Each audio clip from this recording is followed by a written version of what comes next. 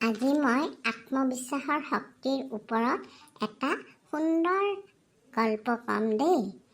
এসময়ত এখন সৰু গাঁৱত দুজন ল'ৰাৰ মাজত বৰ বন্ধুত্ব হৈছিল। দুই বন্ধুৰ মাজত কিন্তু বয়সৰ কোনো মিল নাছিল দেই। এজন আছিল 6 বছৰীয়া আৰু আনজন আছিল 10 বছৰীয়া।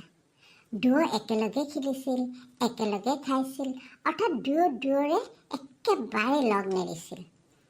এদিন আবেলি সময় দুয়ো একেলগে লগ হৈ দৌৰি ঘূৰি ফুৰিব ধৰিলে। দৌৰোতে দুয়ো গাঁওখন কেতিয়ানো পাৰ হৈ গ'ল গমেই নাপালে। এটা সময়ত ডাঙৰজনে কিছু জোৰে দৌৰি গৈ ক'বলৈ ধৰিলে, তুমি মোৰ পাছে পাছে দৌৰি থকাচোন, আৰু তুমি মোক চুব পাৰিবানে? তাকে সুধি সৰু ল'ৰাটোৱে, যিজন 6 বছৰীয়া, সি ক'লে, কিয় নোৱাৰিম, মই তোমাক চুমেই। এই বুলি কৈ সৰু ল'ৰাজনে তাক চুবলৈ প্ৰাণপণে দৌৰিব ধৰিলে। আৰু তাকে দেখি ডাঙৰজনেও উধাই মুধাই আগলৈ দৌৰি থাকিল। কিন্তু কিছু দূৰ আগত যে এটা প্ৰকাণ্ড কুঁৱা আছিল, সেই কুঁৱাৰ কথা সিহঁতে নাজানিছিল। কুঁৱাটো আকৌ পানীৰে ঢাক খাই আছিল। হঠাতেতো ডাঙৰ ল'ৰাজনৰ ভৰি পিছলি কুঁৱাটোৰ ভিতৰত পৰি গ'ল। কুঁৱাটোৰ ভিতৰত ডাঠিত কোনোমতে খপনি পুতি থিয় হৈ সি ওপৰলৈ ৰৈ কোনোমতে চাই থাকি চিঞৰিবলৈ ধৰিলে, মোক বচোৱা, মই সাঁতুৰিব নাজানো। ইতিমধ্যে সৰু ল'ৰাজনে তৎক্ষণাত দৌৰি আহি কুঁৱাটোৰ ওচৰত ৰৈ তললৈ চালে। সিটো দেখিলে তলত তাৰ বন্ধুৱে অসহায় হৈ তালৈ চাই চিঞৰি আছে। তেতিয়া সি দুখ আৰু ভয়ত তাৰ চকু দুটা ডাঙৰ কৰি দিলে। সি তৎক্ষণাত ইফালে সিফালে কাৰোবাক পায় নেকি চালে, নাইতো, কোনোৱে সি নেদেখিলে, কাকোৱে লগ নাপালে।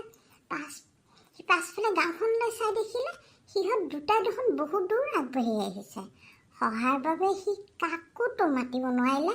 তাৰ ভীষণ দুখ লাগিল। হঠাতে তাৰ চকুত পৰিল বাল্টিৰে সৈতে শকত ৰছী এটা। ৰছীডালৰ বাল্টিটোও বন্ধা আছিল।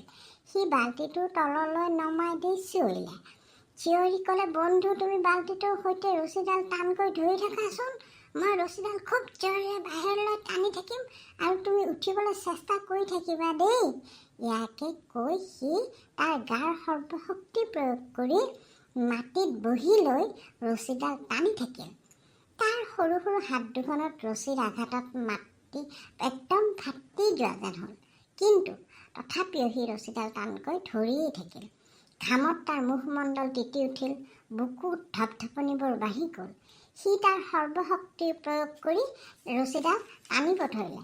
আৰু ইতিমধ্যে কি কৰিলে, সি যেতিয়া টানিলে, তাৰ বন্ধুজনেও তেতিয়া উঠিবলৈ চেষ্টা কৰিলে।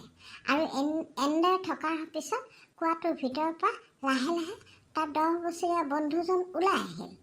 এইবাৰ দুয়ো একেলগে মাটিত বাগৰি পৰিল আৰু দুয়োকে জোৰে সাৱটি ধৰি কান্দিবলৈ ধৰিলে। এক বিশ্বাস কৰিব নোৱাৰা ঘটনা ঘটি গ'ল। তুমি মোক বচালা, কঁপি কঁপি ডাঙৰ বন্ধুজনে সৰু বন্ধুজনক ক'লে। চকু পানী মচি সৰুজনেও ক'লে, মই তোমাক বচাব পাৰিলোঁ। লগে লগে ডাঙৰজনে সৰু বন্ধুজনৰ চকু পানীবোৰ মচি দিলে। দুয়ো কিছু সময় মনে মনে বহি থাকিল। বুকুৰ ধপধপনিবোৰ যেন দুয়ো তেতিয়াও মাৰ যোৱা নাছিল। কিন্তু হঠাতে ডাঙৰজনে কৈ উঠিল, ইছ ৰাম, আমাৰ ঘৰৰ মা দেউতাহঁতে চাগৈ আমাক বিচাৰি ততেই পোৱা নাই।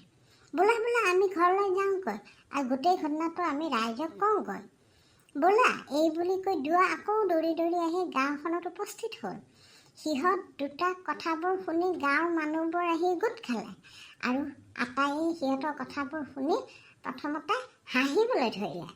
তেওঁলোকে ভাবিলে যে দুয়ো এটা ভাল কাহিনী বনাই আছে দেই, কাৰণ 6 বছৰীয়া ল'ৰা এজনে 10 বছৰীয়া ল'ৰা এজনক কুঁৱাৰ ভিতৰৰ পৰা ৰছীৰে কেতিয়াও টানি উলিয়াব নোৱাৰে। এইটো অসম্ভৱ কথা। দুয়ো কাহিনীবিলাক ভাল বনাই কৈ আছে।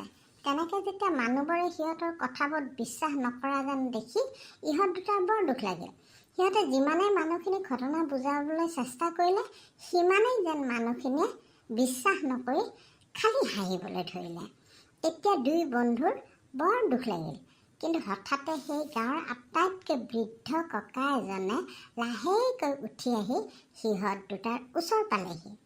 গাঁওখনৰ সকলো মানুহে তেওঁক বৰ সন্মান কৰিছিল আৰু জ্ঞানী বুলি ভাবিছিল।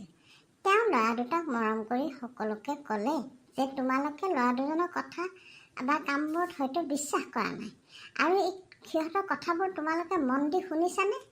সিহঁতে কামটো কেনেকৈ কৰিলে শুনা।